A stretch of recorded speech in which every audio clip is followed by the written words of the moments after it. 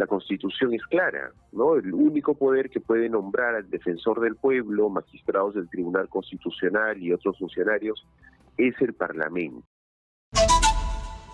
Y vamos a hablar de las decisiones del Tribunal Constitucional sobre algunos temas muy concretos. Por ejemplo, este tema de la elección del defensor del pueblo, materia legislativa en relación a SUNEDU, se han ido en un tema de debate competencial al Tribunal Constitucional y el Tribunal ha terminado, en concreto, dándole la razón al Congreso de la República. Doctor Urbina, qué gusto saludarle. ¿Cómo está? Buenos días. Buenos días, Manuel. Un gusto conversar con usted. Gracias por respondernos.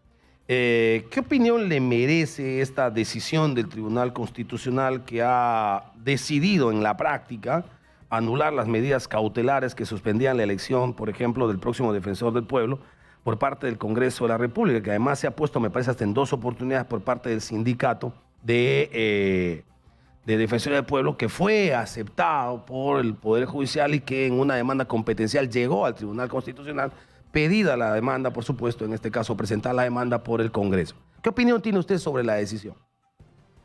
Mire, yo creo que era bastante previsible el fallo en el sentido en el que se ha dado. Aún no tenemos la sentencia, sin embargo ya sabemos cómo ha sido resuelto, ¿no?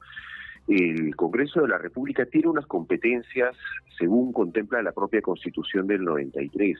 Yo soy crítico en algunos casos de esas competencias tan amplias, creo que podrían ser compartidas. Sin embargo, la Constitución es clara, ¿no? El único poder que puede nombrar al defensor del pueblo, magistrados del Tribunal Constitucional y otros funcionarios es el Parlamento.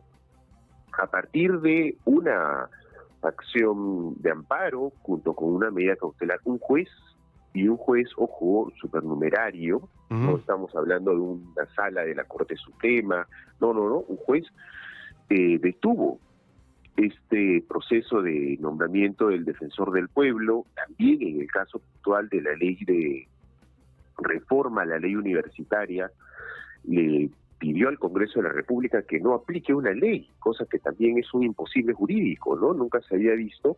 Y bueno, por ello mismo el Parlamento ha tenido que acudir ante el tribunal. El tribunal no ha hecho más que ratificar lo que la Constitución dice. Entonces, era bastante previsible esto. Ahora, sobre la prerrogativa de elección del defensor del pueblo al Congreso de la República, creo que eso es indiscutible. Sin embargo, lo que se pedía desde esta medida cautelar y el amparo del Sindicato de Trabajadores de la Defensoría del Pueblo, y que aparentemente fue en este caso aceptado por el Poder Judicial, eran las condiciones, la forma, y la pregunta aquí sería, las atribuciones o las prerrogativas no tienen restricciones, no se basan en reglamentos, en procedimientos que hay que cumplir, que está obligado a cumplir el Congreso, aún siendo su derecho y su prerrogativa. Sí, y de hecho la regulación está en el reglamento del Congreso de la República y la propia Constitución. La Constitución no es amplia al momento de designar el procedimiento para el nombramiento y selección. El reglamento lo es y la propia praxis parlamentaria. Ahora, en el último proceso de selección y también en el que llevó al señor Walter Gutiérrez, ex defensor del pueblo, a ocupar el cargo, fue a partir de una convocatoria pública, hay una comisión encargada y después se ha hecho pues una suerte de escrutinio que ha llevado al nombramiento final, ¿no? Ojo, el procedimiento puede ser mejor, claro que sí. Definitivamente podría de repente el Congreso más bien seleccionar de una terna que lo envíe otro poder, pero eso no está reglamentado ni es parte de la legislación actual, eso podremos debatirlo y reformarlo. Pero ahora mismo, creo yo, el procedimiento se ha estado llevando dentro del marco legal, ¿no? Pero digamos, no hubiese sido oportuno que, salvando que la prerrogativa constitucional de elección del defensor del pueblo es del Congreso de la República, y eso no discute nadie, y sobre eso no debería entrar ningún juez ni nadie, ¿ok? Establecer que la precisión sobre el procedimiento debe ser claro, porque lo que ahora nos deja más o menos claro el Tribunal Constitucional, dicho además luego por el tribuno Gutiérrez Tixe, es que solo se va a aceptar, en todo caso, o se debería aceptar en materia de esto de medidas cautelares o en todo caso en amparos cuando se trata de violación de derechos fundamentales. Cuando lo que yo creo es que lo criticable, y en la primera evaluación, en la primera observación que hace el Poder Judicial, el legislativo acepta y cambia algunos procedimientos para hacerle más transparente y, digamos, con posibilidades, además de participación en la evaluación o en todo caso en la fiscalización de la propia ciudadanía y de otros actores sociales y políticos. Aceptando eso, incluso se hizo un nuevo cronograma y un nuevo mecanismo. No debía haber salvado ese aspecto el Tribunal Constitucional antes de decir, no, aquí no te metas, dando una especie de carácter irrestricto a una prerrogativa, cuando dentro del punto de vista legal parecería que no hay nada irrestricto, sino que hay que establecer, por supuesto, procedimientos que también hay que cumplir. Sí, bueno, mire, todavía la sentencia no la tenemos, solo hemos conocido el fallo.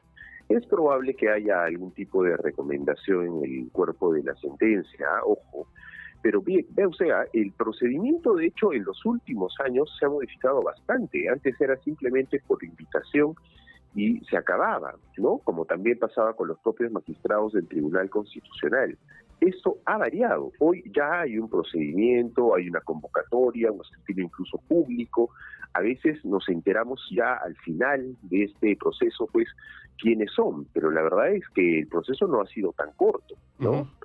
El Congreso, en la última vez, efectivamente, para no detener totalmente el proceso, es que tuvo que iniciar nuevamente uno y hacer un poco, a mi juicio, algo que no debió pasar y que fue, pues, una suerte más bien de adecuación a lo que ya estaban haciendo para tratar de cumplir lo que el juez había pedido, pero en el fondo querían sacarle la vuelta a la propia medida cautelar, ¿no? Porque correcto.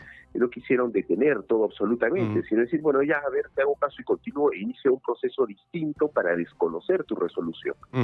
Entonces eso también es, pues, una suerte de engañamuchachos, ¿no? Ok, ahora... Yo creo que a partir de esto, sí, deberían efectivamente tal vez poner un reglamento mucho más claro, más preciso, y hacer una convocatoria pública, ¿no? Mucho más clara. Ahora, una cosa final. Marianela Ledesma, que fue presidenta del Tribunal Constitucional, tiene una frase dura. El Tribunal Constitucional está destruyendo nuestro país y se refiere a lo que ha significado limitar competencias del Poder Judicial, intervenir en asuntos de SUNEDO, y además se ha referido al otro asunto que es el tema de la aparente amnistía, porque es lo que se ha determinado en algunos casos, para 12.000 millones de soles en lo que significan intereses y deudas y moras de empresas que le deben al Estado. ¿No coincide usted entonces con la señora Ledesma?